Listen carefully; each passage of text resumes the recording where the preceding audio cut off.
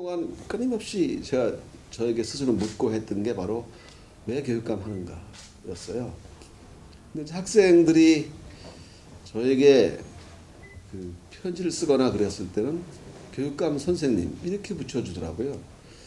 아, 거기에서 답을 찾았습니다. 그러니까 그래, 교육감이 강원교육의 행정에 총 책임을 지고 있는 사람이지만 항상 모든 교육 행정의 초점은 학생에게 맞춰져야 된다. 그 학생이 교육을 받는데 어떻게 느끼는가, 행복을 느끼는가, 즐기는가 이런 것들을 생각하면서 정책을 입안해야 된다. 그게 이제 제가 교육감을 하는 이유이고 또 정책을 펼치는 이유다. 그래서 4년 전에 우리 도민들께 약속을 드렸던 것 다 이뤘습니다. 그래서 모두를 위한 교육, 행복한 학교를 만드는 데 필요한 여러 가지 크고 작은 정책들을 다 이루었는데요.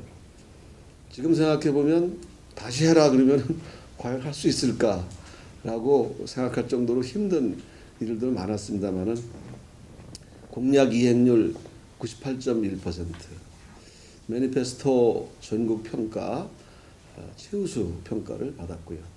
그래서 이제 감히 이제 약속을 지킨 교육감이다 이렇게 말씀드릴 수 있겠습니다. 그래서 4년 전에 우리 도민 여러분들께서 선택하신 이 교육감 민병희는 결코 배신하지 않았다. 그리고 잘 선택하셨다. 이런 말씀을 드릴 수 있겠습니다.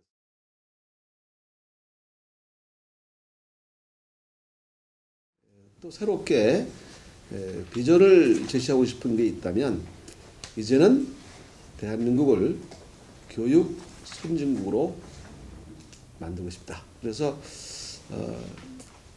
강원도에서 시작하는 그 개념을 교실복지라고 했습니다.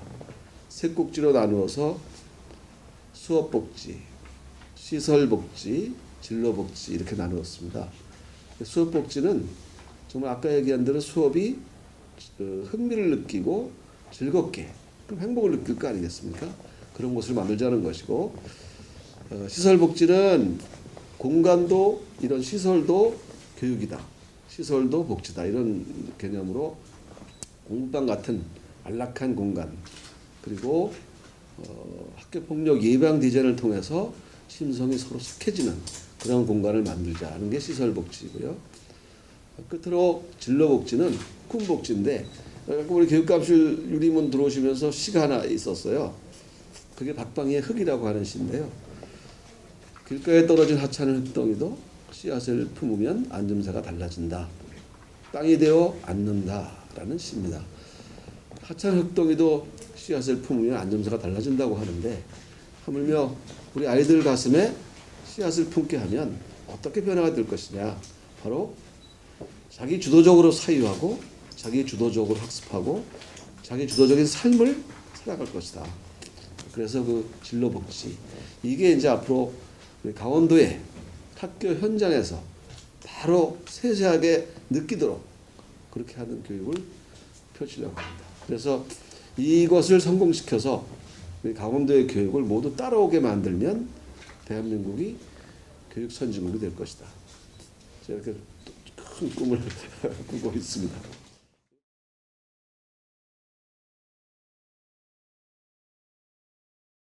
병설 중고등학교를 분리하고 싶어하는 것이 횡성도 그렇고 있는데 홍천의 경우가 제일 좀 시급하다. 그런데 그거를 투용자 심사위에서 통과시켜주지 않고 있어요.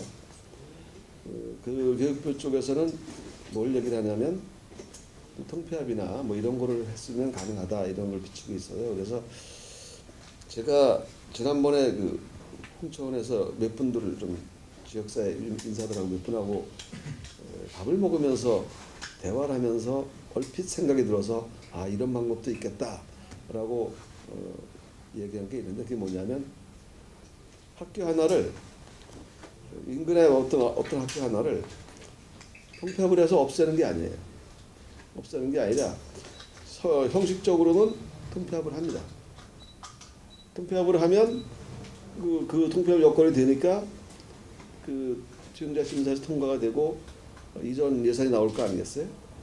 그리고 그 있던 학교를 그 학교의 분교로 만드는 겁니다. 그 명칭은 이제 그 학교 원래 이름을 따서 무슨 분교. 그 학교가 분교로 되고 그 학교는 충분히 운영이 됩니다. 다 운영이 되는데 이전할 수 있지요. 근데 그 분교로 만드는 거를 그 지역 주민들이 합의해 줘야 돼요. 그게 이제 분교 그렇게 되면 거기에 따르는 장려금이 나옵니다. 그리고 그 돈 가지고 그 학교를 더 좋게 또 꾸밀 수도 있겠죠.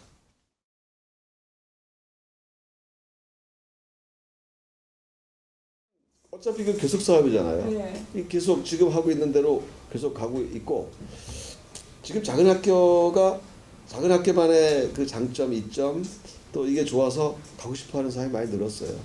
실제로 또 작은 학교의 학생 수가 많이 늘었고 근데 문제가 뭐냐면 이제는 그럼 큰 데서 작은 데를 가야겠는데 통학이 문제가 돼요. 그래서 이 통학 문제를 해결하기 위해서 지금 이제 어느 정도 수요인지를 파악하고 있습니다. 에듀버스 상황을 이제 점검하고 있는데요. 도심에서도 가는 버스를 제공하려고 계획을 하고 있습니다. 네. 적정 규모의 학생 수로 운영될 수 있도록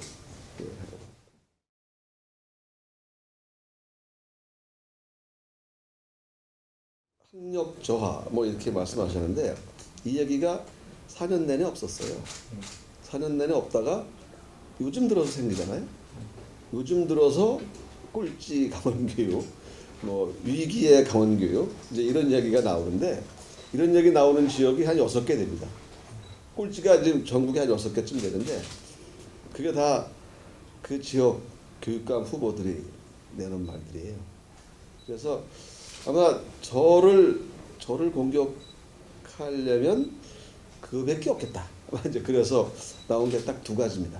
2가지가 뭐냐면 하나는 학업 성취도 평가, 소위 일제고사라고 하는 거예요. 네네. 그것에서 강원도가 바닥이다. 뭐 이렇게 얘기를 하는데 이거는 전임 교육감 시절보다 지금 제가 이걸 맡았을 때 중학교, 고등학교는 성적이 결과가 좋아졌어요.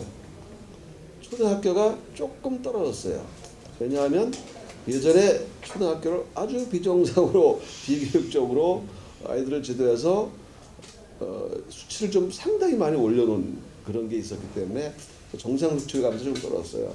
근데 이거는 교육부에서도 봐도 우리가 늘 이건 문제가 많다고 주장을 했잖아요. 그래서 이명박 정부도 이걸 받아들이고 초등학교는 폐지했습니다. 근데 중학교, 고등학교만 이제 남아 있는데 중고등학교가 먼저보다 우리가 좋아졌다 그랬잖아요. 근데 이게 다른 시도하고 비교하면 우리가 나빠요. 왜 그럴까요? 이거는 제가 이거 올려 하면 올릴 수 있습니다. 이거 수치는 얼마든지 조작이 가능해요. 비교육적인 방법을 써야 됩니다. 그래서 우리는 그렇게 하지 않겠다. 우리는 일제고사 성적은 별로 그거엔 정상적으로 하자. 그래서 타 시도하고 관계하지 않는다. 우리 나름대로만 점점점 성적이 좋아지면 되지 않겠냐. 이렇게 하고 있고요. 이것도 우리가 계속 관심 있게 기초 학력이 미달 학생이 없도록 점점 줄여나가고 있어요.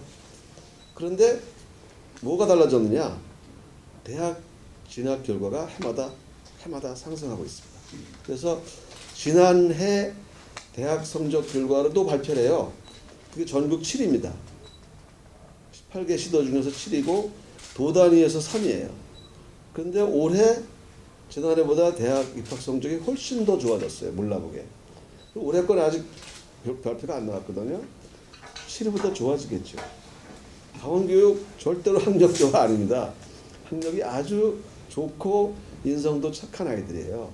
그러니까 그것에 관해서는 세간에 나오는 그러한 이야기를 좀 심도 있게 분석해서 들으셔야 된다는 말씀.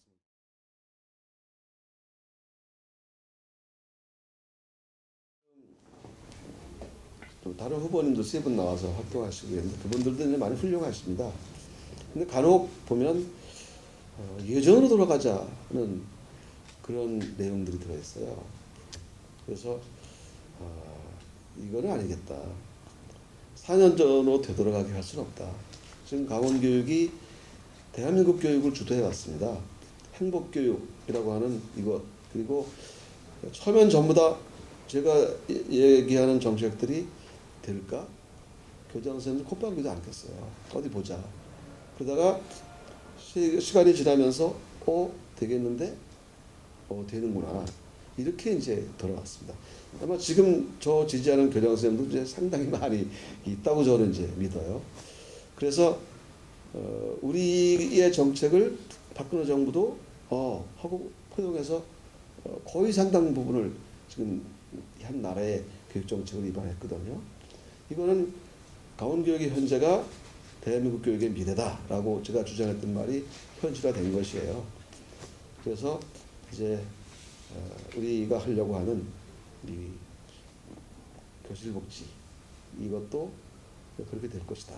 저는 확실하게 이렇게 확신을 가지고 있습니다. 그래서 그런 것을 위해서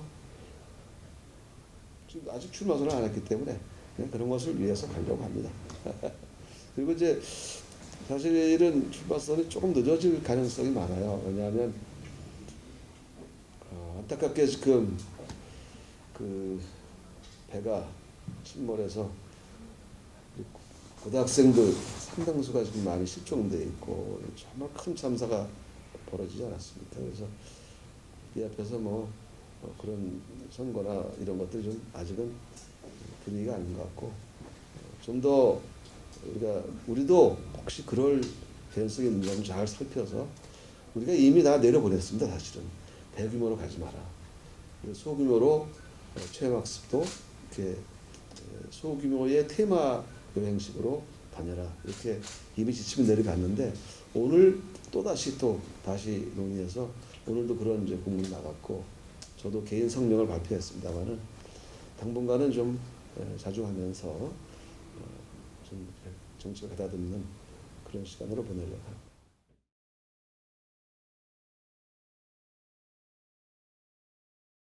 원래 교육감 하면은 좀 이렇게 무겁게 저도 그렇게 예전 교육감하고 느껴졌는데 저는 이제 상당히 소통도 하고 좀 무겁지 않게 느껴지려고 애를 씁니다. 학교 가면은 미리 얘기하지 않고 5분 전, 10분 전에 전화해서 갑니다. 그리고 바로 들어가요. 그럼 당황을 하시겠지만은 편하죠. 준비할 필요 없이. 그리고 가서 보는 게 예전 교육관은 성적 봤습니다. 순위표 딱 놓고. 근데 그런 거 없이 그냥 제가 다니면서 그 학생들의 표정, 선생님 표정 이걸 보고 학교가 지금 어떤 상태구나 하는 걸 알 수 있거든요. 그런 식으로 하고 있습니다. 그래서 저는 소탈하게 이렇게 대포도 한 잔 먹고 이러면서 이렇게 언제든지 대화를 나눌 수 있는 소통할 수 있는 교육감이 됐으면 좋겠습니다.